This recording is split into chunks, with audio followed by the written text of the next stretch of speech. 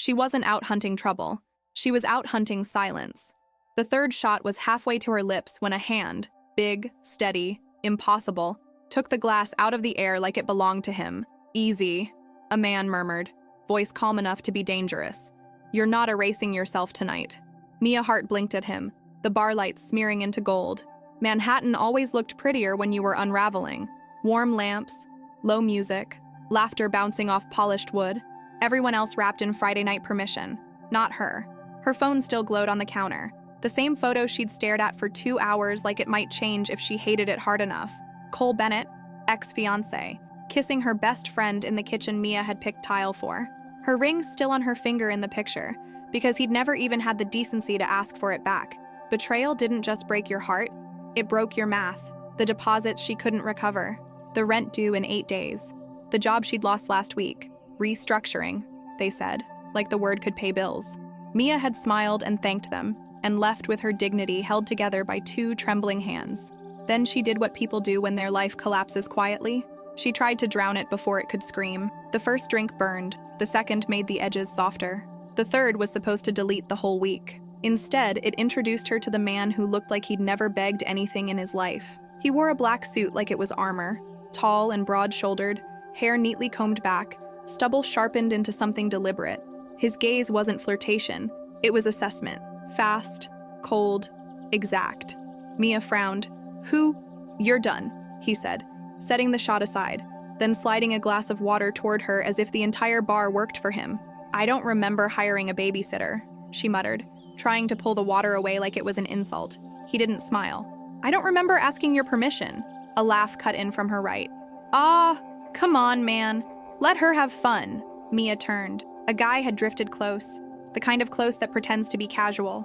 Too much cologne, too confident, eyes that kept dropping to her mouth like she was a purchase.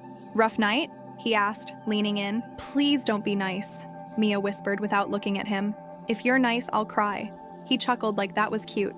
"Then don't cry. Come with me. Fresh air." A hand landed on her forearm. Not gentle, not asking. Mia's stomach turned. She tried to pull back, but alcohol made her limbs slow, like her body belonged to someone else. The bartender glanced over, concern flickering, but got pulled away by a waving customer and a loud order. The world kept moving. That was how it always worked. Trouble didn't announce itself. It just took you while everyone was busy. "Let her go," the man in the suit said. It wasn't loud. It didn't have to be. The guy's grip tightened anyway. "Relax, I'm helping her." "No," Suit said, stepping between them like a door closing. "You're helping yourself." The air changed. Mia felt it. People nearby went quieter without knowing why. The guy scoffed. "Who the hell are you?" Suit's eyes flicked to the hand on Mia, then back to the man. "The last warning you're going to get." Something in his tone made the guy's face shift. Not fear exactly, more like he'd suddenly remembered consequences existed. "Whatever," the guy muttered, releasing Mia as if she was the problem. He vanished into the crowd fast. Mia exhaled, realizing her breath had been trapped in her chest. She swayed slightly. Suit caught her elbow without making it a spectacle. "You didn't need to," she started, pride clawing back. "Yes, you did," he cut in. "Sit." He guided her onto a stool, then signaled the bartender. 2 fingers lifted once. The bartender nodded instantly, no questions, and slid the canceled shot away like it had never existed. Mia stared at Suit. "Who are you?" He studied her face like he was reading damage. "Someone who doesn't feel like watching you wake up somewhere you don't recognize. That's not your business. Tonight it is." He glanced at her phone. The photo, the ring, the cracked screen corner. His jaw tightened like he'd seen this kind of pain and hated it for personal reasons. Outside, the cold slapped her cheeks awake. A black sedan waited at the curb as if it had been summoned. The driver stepped out, opened the door, eyes forward like a machine. Mia stopped dead. "I'm not getting in a stranger's car." Suit's gaze sharpened. "Do you have someone else coming for you?" Silent. "Do you want to go back inside and let the next nice guy finish what that one started?" Mia swallowed, throat dry. She hated that he was right. He leaned in slightly, voice lower. "Get in. I'll get you home safe. Then you can hate me tomorrow." She got in. The leather smelled expensive, clean. The car was too quiet, soundproofed like confession. As the door shut, the driver asked, "Where to, Mr. Vale?" Mia's eyes lifted. "Vale?" Suit didn't correct it. He didn't deny it. Dominic Vale. The name lived in the city like a rumor, Construction, private security, clubs, shipping. People whispered it like it had weight, like it had teeth. Mia's mouth went dry. "You're that Dominic Vale?" He looked at her for the first time like she'd actually landed a punch. "You've heard things." "I've heard enough." "Good," he said. "Then you'll understand why I don't leave loose ends." The car moved, smooth as a threat. Mia leaned her head back, exhaustion crushing her. "This is insane." Dominic's voice softened a fraction. "Still hard, but not cruel. The insane part is how close you were to disappearing in a crowd." Her eyes burned. She blinked fast. "I didn't ask for saving. No one does." The city blurred past. Mia's phone buzzed once, then died. Battery drained from her earlier doom scrolling. She woke to sunlight and silence. Not her apartment, not her couch. A clean, minimalist bedroom, white walls, gray curtains, a wide bed with hotel-tight sheets. On the nightstand, water, painkillers, and her phone plugged into a charger. Her purse sat on a chair. Her clothes were still on. Her shoes were lined up like someone had placed them with respect. Mia sat up slowly, head pounding, memory returning in sharp flashes. Bar, hand on her arm, Dominic Vale's voice like a blade. A knock came once. Not polite, controlled. The door opened and Dominic leaned against the frame like the room belonged to him by default. He'd changed. Dark pants, white shirt, sleeves rolled to his forearms, no tie. He held a coffee mug in one hand like a man who didn't need permission to be comfortable anywhere. "You slept," he said. "Good." Mia's voice came out rough. "You can't just take people." "You were drunk, alone, targeted." He stepped inside, setting the coffee on the dresser. "I can do whatever keeps you alive." Mia narrowed her eyes. "That's a hell of a justification." "It's also true." She glanced at her phone. "You charged my phone. You're welcome." "I didn't say thank you." He tilted his head. "I didn't ask." Mia's cheeks warmed. Anger, embarrassment, something confusing. "Did you?" She couldn't finish the question. Dominic's expression sharpened, offended by the implication but not surprised by it. "I didn't touch you. You fell asleep. I made sure you didn't choke on your own choices. That's it." Mia exhaled, shame and relief mixing ugly. "Why?" she asked, quieter. "Why do you care?" Dominic's gaze stayed on her, heavy. "Because I've seen what happens when women try to drink their grief into a coma, and I didn't feel like watching it again." He walked to a small table and uncovered a plate. Eggs, toast, fruit. Normal food. No traps, no grand gestures, just care delivered like an order. "Eat." Mia stared at the plate. "This doesn't make sense." Dominic sat across from her without fully sitting, like he was always ready to stand and fight. "Tell me where you live." Mia stiffened. "No. East Side. Village. You have old building habits," he said, eyes flicking briefly to her shoes, then back. "Alone." Mia's stomach dipped. "You had me followed." "I had you protected," he corrected. "Different." She pushed the plate away. "I don't know you." "You know enough." Dominic's phone buzzed. He glanced once. The screen changed his face, something colder slipping into place. "Your ex," he said, and it wasn't a question. "Cole." Mia froze. "How?" "You were wearing the look of a woman who just got replaced," Dominic said. "It's common. The details vary, the damage doesn't." Mia's throat tightened. "Cole Bennett. He cheated. He left me with bills. Her voice cracked. "He ruined me." For the first time, Dominic's eyes flashed with something like recognition, not pity. Pity was useless. This was calculation. "What's his full name?" he asked again, voice lower. "Cole Bennett," she repeated. "Why do you need—" Dominic didn't move, but the air shifted. "Because if he put your name on anything he shouldn't have, you're not just heartbroken." Mia's pulse jumped. "Put my name on what?" Dominic stood, walking to the window, staring at the city like it was a map of threats only he could read. "Go home," he said finally. "Don't meet anyone he sends. Don't answer unknown numbers. And don't drink alone again." "That's dramatic. That's survival," Dominic said, turning back. "You walked into my line of sight last night. That makes you my problem now." Mia stared. "Your problem?" "I don't like loose ends," he said simply. "And you're a very visible one." He opened the door and spoke to someone in the hall. A man in a suit waited outside. Earpiece, watchful eyes. "Enzo," Dominic said quietly. "Mia Hart. East Village. Discreet." "Yes, boss," the man replied. "Boss." Mia's stomach dropped. This wasn't a rich stranger. This was a man people answered like their lungs depended on it. Dominic looked at her one last time. "If anyone asks about Cole, you call me. Not your friends, not the cops." Mia's voice came out small. Why? Dominic's eyes held hers like a promise you couldn't escape.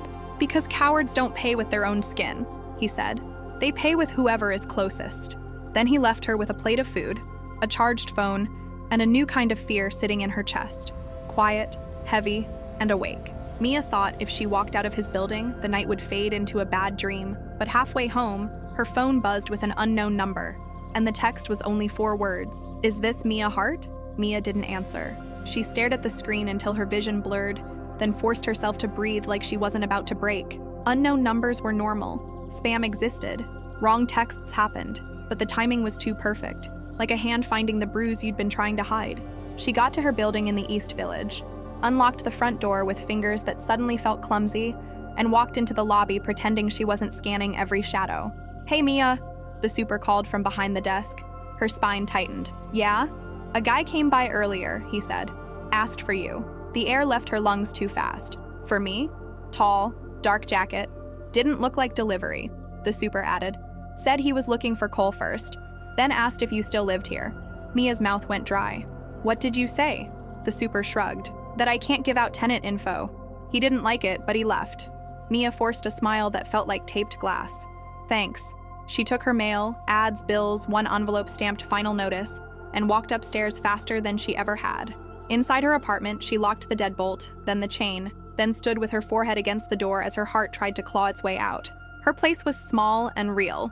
Mismatched furniture, laundry on a chair, an unopened box of wedding decorations shoved into a corner like a joke, the smell of stale coffee and leftover perfume. Life as it actually was. Her phone buzzed again. Unknown number. Then another text. Don't ignore me. Mia's hands started shaking. She didn't give herself time to argue. She scrolled to the contact Dominic Vale had saved in her phone, because of course he'd saved himself, and hit call. He answered on the second ring, like he'd been waiting. Mia. She blinked. How did you called? Talk. A man came to my building, she whispered. Asked for me. And this number? She swallowed. They're texting. Dominic's voice went hard immediately. Do not answer. Do not open your door. I didn't. Good. A pause then. I'm coming. No, Mia blurted. You don't have to. The line clicked. He'd already hung up. Who does that? Who just decides they're coming like it's inevitable? 15 minutes later, 3 short knocks hit her door. Confident, controlled, like the person on the other side didn't fear anything inside. Mia, open. She checked the peephole. Dominic. Black coat. Same cold focus. Behind him, Enzo, his guy, standing slightly back, scanning the hallway. Mia opened the door. Dominic stepped in like he'd done it before, eyes flicking over corners, windows, locks, exits. Enzo stayed near the door, quiet as a weapon. Show me, Dominic said. Mia handed him her phone. He read the messages, jaw tightening, then typed something quickly and handed it back. What did you do? Mia asked. Traced it. You can do that? Dominic glanced at her like she'd asked if he could breathe. Yes. He walked to her window and looked down to the street. His posture was calm, but Mia could feel the violence coiled under it, contained, waiting for permission. Who is it? She asked, voice brittle. Dominic turned. A man named Vito Rinaldi. Mia's stomach twisted. She'd heard that name too, though in a different tone. Jersey docks, dirty money, men who didn't get arrested because they paid for the cages. I don't know him, she said quickly. You don't need to, Dominic replied. Cole knows him. Mia's throat tightened. Cole is a finance guy. He sells spreadsheets. He's not. Dominic's expression didn't change. Cole is desperate. Desperate men trade whatever they can. Mia's hands went to her hair. Trade what? Dominic's eyes stayed on her. Leverage. Mia shook her head. I don't have anything. I'm broke. That's exactly why they come for you, Dominic said. People with nothing can't afford lawyers. They panic, they comply. Mia swallowed. Comply with what? Dominic's phone buzzed. He checked it once, then looked at Enzo. Send me everything we have on Bennett. Where he's staying, who he's calling, and who Rinaldi's sent out today. Enzo nodded. Already working it. Mia stared between them. This is insane. Dominic's voice lowered. No, this is what your ex dragged to your doorstep. Mia's eyes burned. What did he do? Dominic hesitated. Just a fraction, like he was deciding how much truth she could handle without shattering. Then he spoke anyway. Cole went to Rinaldi for money. Rinaldi doesn't lend like a bank. He lends like a wolf. Cole didn't have collateral. So he offered names. Mia's throat closed. Names? Dominic stepped closer, holding her gaze. He put your name on documents connected to a deal that isn't yours. lease, vendor contracts, a shared account, things you were never supposed to be attached to. Mia's knees went weak. I didn't sign anything. I know, Dominic said. But Rinaldi doesn't care about the truth. He cares about what he can use. Mia pressed her fingers to her mouth. So they think, I'm involved. They think you're reachable, Dominic corrected. A hard knock hit the downstairs lobby door. Mia flinched instinctively. Dominic's eyes snapped toward the hallway. He motioned once. Enzo moved to the peephole, listening. Another knock, louder, impatient. Dominic's voice dropped to a low steel. Pack a bag. Mia stared. What? Essentials, he said. You're leaving. I can't just... My life is here. Dominic's gaze didn't soften. Your life is the reason you need to leave. Mia's chest rose and fell too fast. This is kidnapping. Dominic's mouth twitched once, almost a smile. Voluntary relocation? That's not a thing. It is when staying gets you hurt. Mia shook her head, anger trying to cover fear. I don't even know you. Dominic stepped closer, voice quiet, precise. You know I didn't touch you when you were helpless. You know I got you home alive. You know I'm the only one telling you the truth right now. Mia's lips parted, but no words came out. Dominic continued slower. If you stay here, they come here. And if they get to you before my people do... He paused, letting the sentence hang like a blade. It won't be text. Mia's hands tightened around her phone until her knuckles hurt. Okay, she whispered. Fine. Today. Dominic's eyes held hers. As long as I say. Mia swallowed hard, then turned toward her bedroom. She threw clothes into a bag with shaking hands, grabbed her charger, toiletries, the folder of bills she'd been avoiding like they were curses. Her ring sat on the dresser. She stared at it, then shoved it into the bag too. If she survived, she'd decide what to do with it later. When she came back, Dominic was standing by the window, watching the street like he could see threats through glass. One more thing, he said. Mia's voice came out sharp. What now? If anyone from your past calls, Dominic said, you tell them nothing. Not friends, not family, not Cole. No one gets your location. He's not going to call, Mia muttered. Dominic's eyes didn't blink. He will. Because he cares? Because he's desperate. Dominic opened her door, glanced down the hall, and motioned to Enzo. Car. They moved fast, down the stairs, through the lobby, out into the sharp daylight where everything looked normal. People walked dogs. A woman carried groceries. Someone laughed into a phone. The world didn't know Mia's life had just shifted into a darker lane. The black sedan swallowed her again. As they drove, Mia tried to breathe. Where are we going? Somewhere with locks that mean something, Dominic replied. The building they arrived at was glass and steel near the Hudson. No signage, no name, just security that didn't ask questions. Inside the penthouse, everything was quiet, expensive, and cold. Walls of glass. Gray furniture, no photos, no softness. This feels like a fortress, Mia whispered. It is, Dominic said. You're safer here. And you? Mia asked, turning toward him. Why are you doing this? Dominic's gaze held hers. For a moment, the boss mask slipped, revealing something older beneath it. Because Rinaldi doesn't get to use you, he said.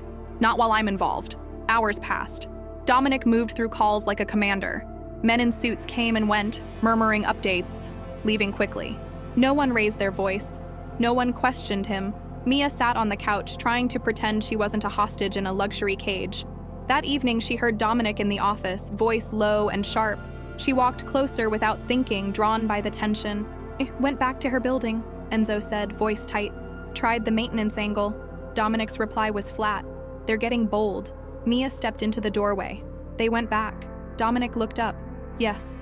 Her throat tightened. So they know where I live. They know my name.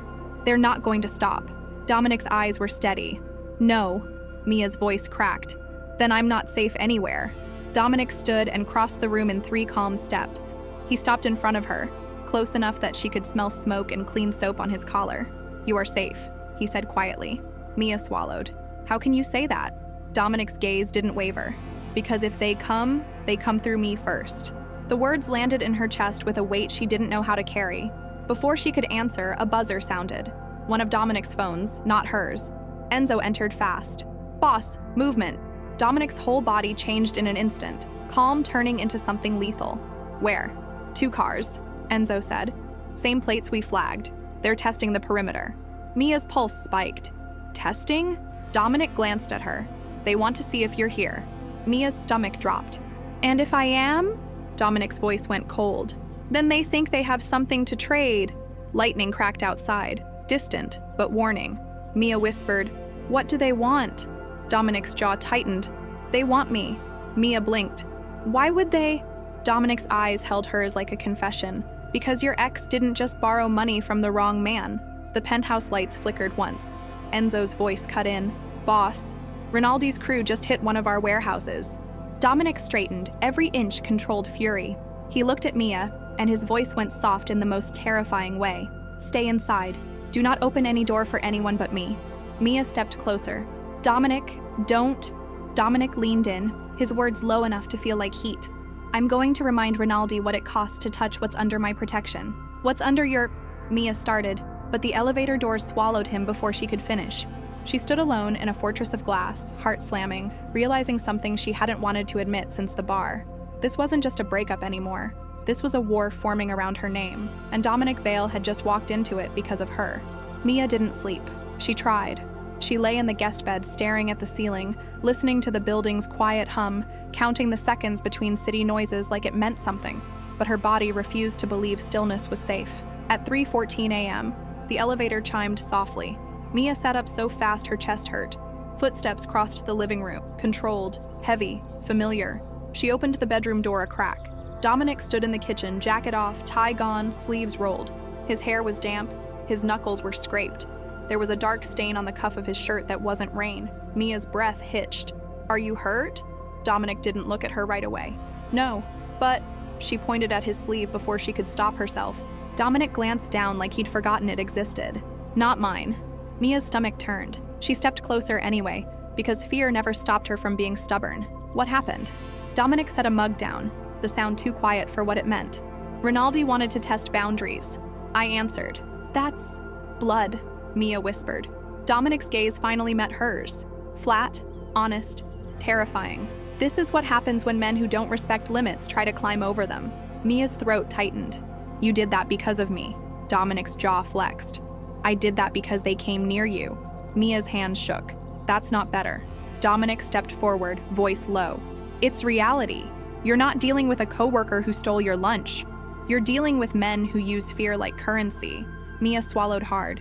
"Then I'm never going to be safe." Dominic's eyes didn't blink. "Not while Rinaldi thinks your name buys leverage." Mia's voice cracked. "So what do we do?" Dominic exhaled once, slow. "We remove your name from his hands." "How?" Dominic's phone buzzed. He read it, then looked at her like a storm warning. "Your ex is missing." Mia blinked. "Missing?" "Running," Dominic corrected. "Hiding. He hasn't answered calls in 24 hours. Mia's laugh came out broken. "Of course. He ruins my life and then disappears."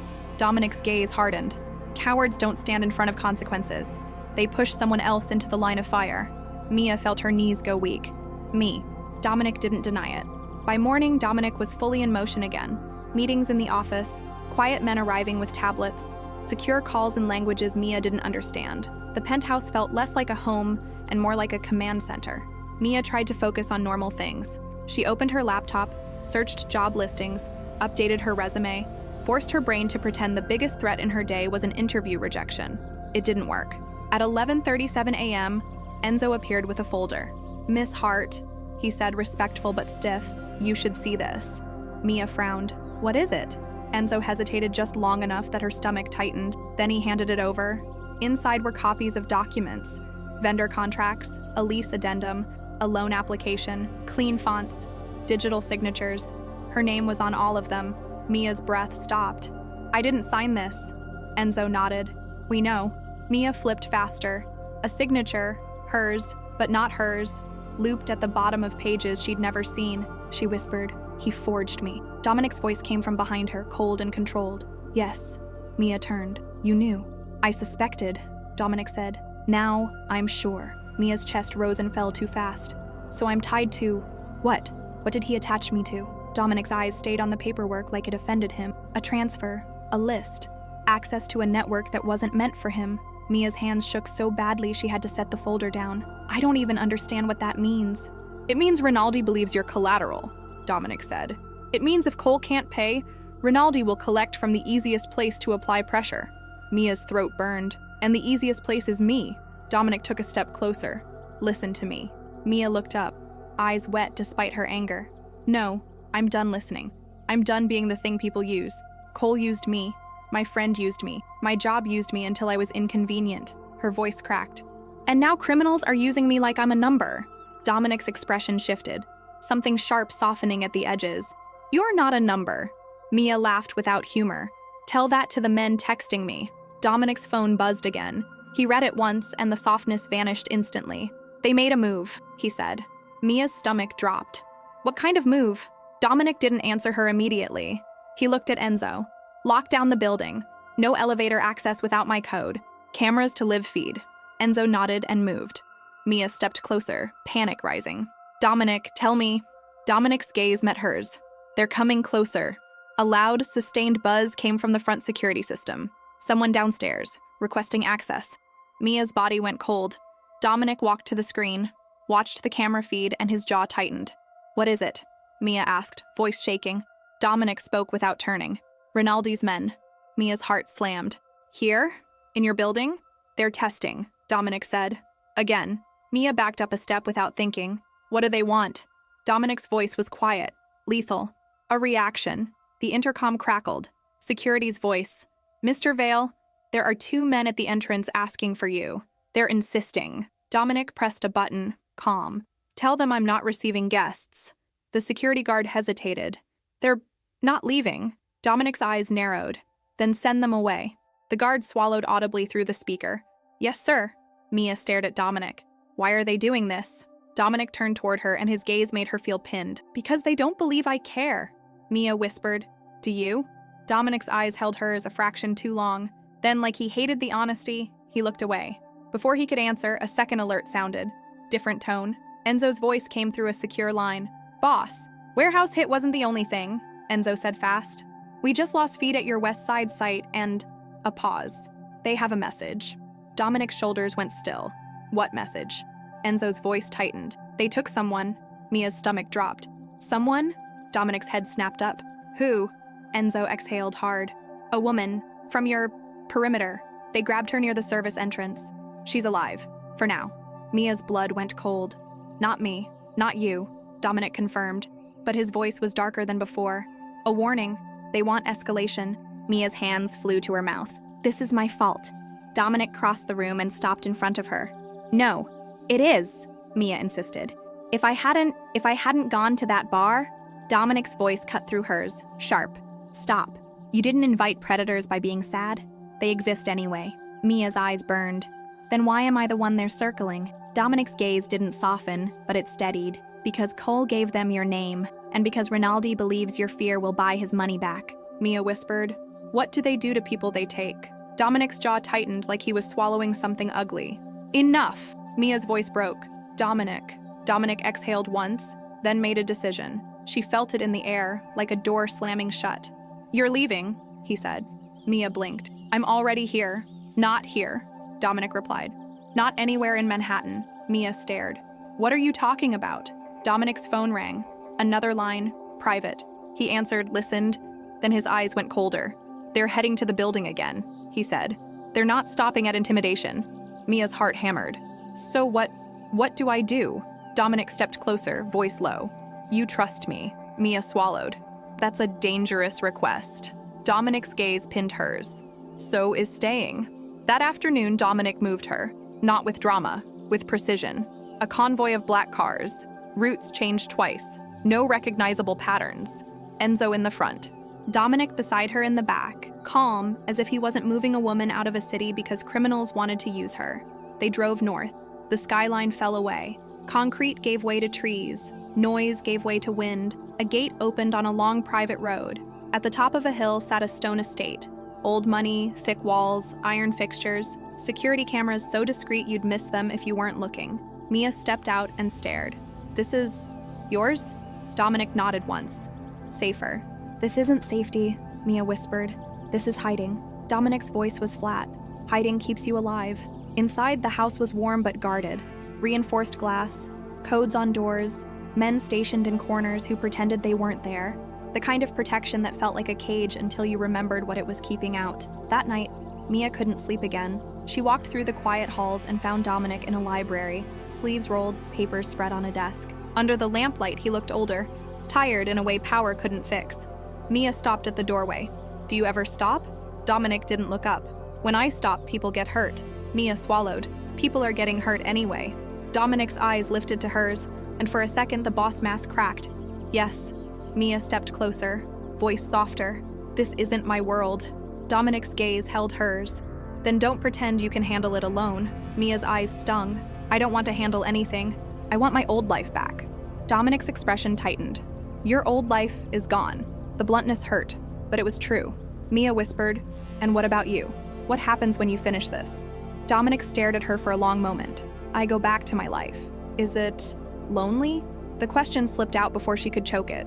Dominic's mouth twitched, not quite a smile. Lonely is safer. Mia took a breath. I think you're wrong. Dominic's gaze sharpened. Be careful, Mia. Mia stepped closer anyway, standing in front of the man everyone called boss like it was prayer. I'm already in danger. If I'm going to die, I'd rather die honest. Dominic's eyes flicked to her lips. Just once, then back to her eyes. The air between them felt electric, wrong and inevitable. He spoke quietly. You shouldn't look at me like that.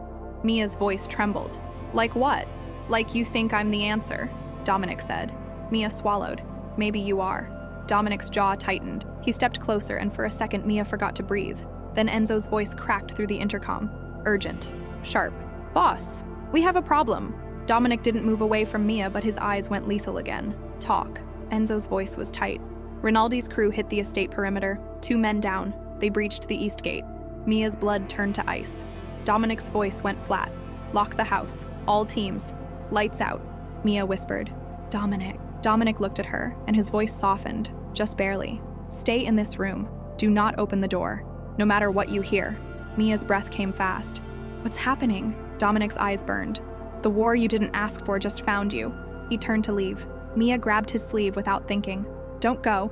Dominic paused. He looked down at her hand, then up at her face. Something raw flickered there. Something human under the monster rumors. He leaned in close enough that his breath warmed her ear. If they take you, he whispered, I won't negotiate. Then he pulled free and disappeared into the dark hallway as the house went into lockdown. Mia stood alone in the library as the lights cut out, the windows reflecting only shadows, and the first distant crack of gunfire snapped through the estate. And she realized the worst truth of all. Dominic Vale wasn't just protecting her. He was about to become the reason someone else bled for her name.